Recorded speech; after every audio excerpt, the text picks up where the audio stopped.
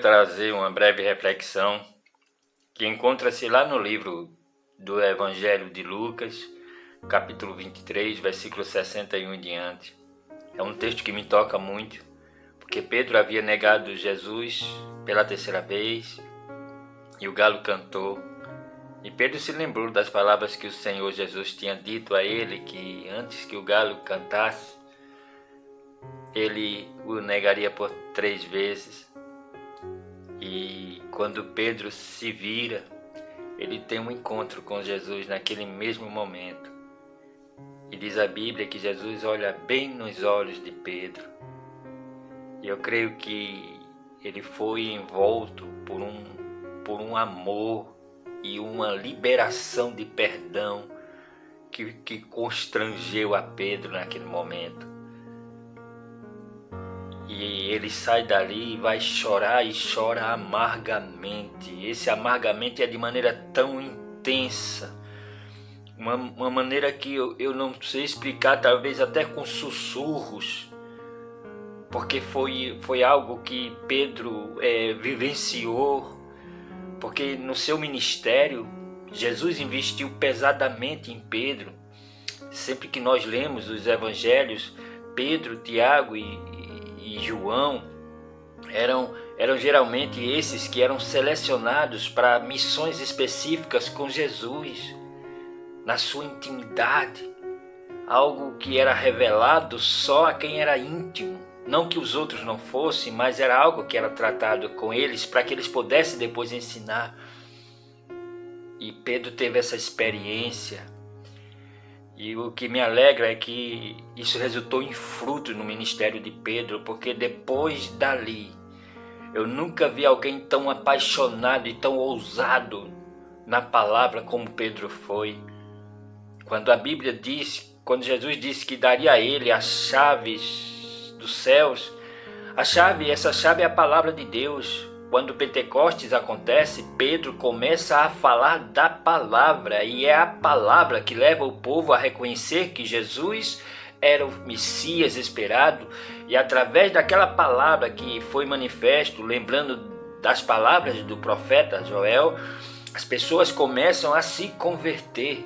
Então a chave pela qual o Senhor Jesus falou que entregaria a Pedro era a palavra de Deus, era a Torá, a lembrança daquilo que se havia sido prometido desde os profetas do Antigo Testamento.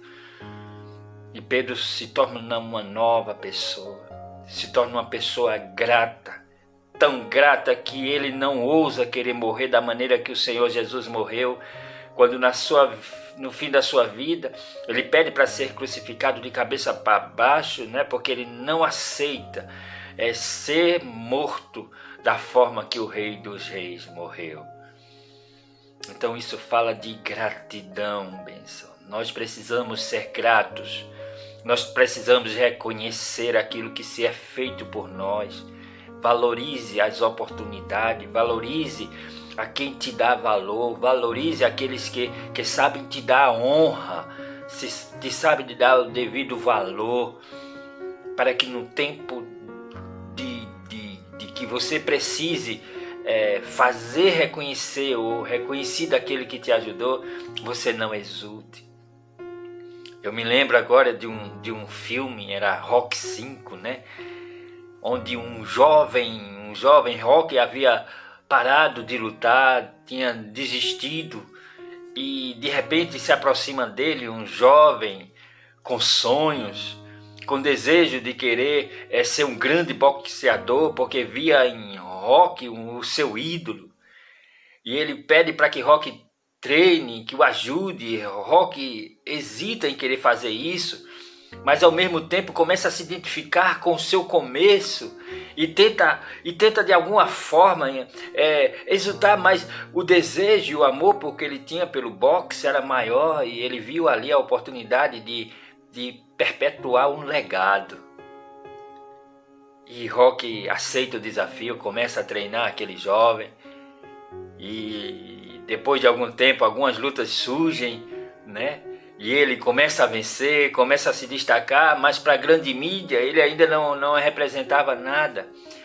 Porque porque ele é apenas um aprendiz. Ele precisava de um grande empresário. Nisso aparece o homem e começa a querer investir na vida dele financeiramente. Rock começou a investir, ensinar o lado humano do boxe, o caráter do boxe, né? Que ele teria que lutar com dignidade, que ele precisaria saber valorizar e respeitar os seus oponentes, independente das circunstâncias. Mas o outro lado, aquele empresário, começou a mostrar um lado obscuro que ele desconhecia, representado por prazeres através de mulheres, bebidas, de forma desrespeitosa. O intuito era querer destruir os seus oponentes, sem mostrar nenhum respeito. E aí há um tempo em que ele tem uma oportunidade, depois de uma luta, de honrar a quem o ajudou. E na verdade ele começa a falar e se declarar e falar altos elogios. E quando o Rock, assistindo junto com a sua família, pensa que o nome dele é citado, quem é citado é o nome de Duke, o seu empresário. Aquele rapaz ficou muito decepcionado, Rock, né? Com toda a sua família olha e vê a frustração e a decepção no seu olhar. Mas isso foi pequeno diante do que viria depois.